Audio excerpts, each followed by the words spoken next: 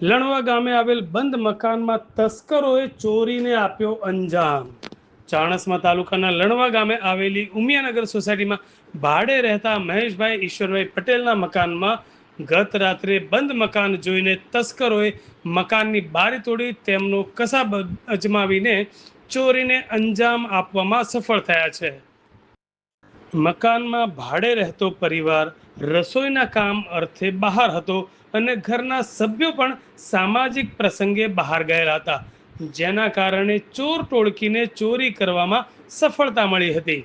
Chanasma police દફતરે આ ચોરીના ગુનાની જાણ કરવામાં આવી છે।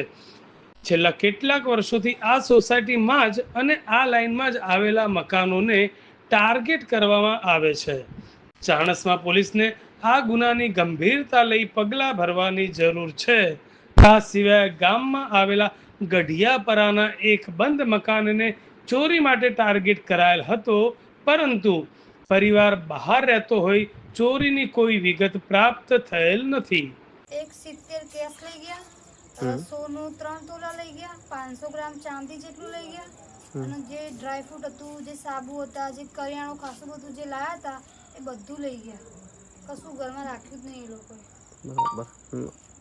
પોલીસ વાળા કેટલું લખાયું હતું? પોલીસ વાળાએ 1.5 લખ્યું, અમે 170 કીધું હતું એમને લખવાનું, પણ એમને 1.5 લખ્યું। બરાબર।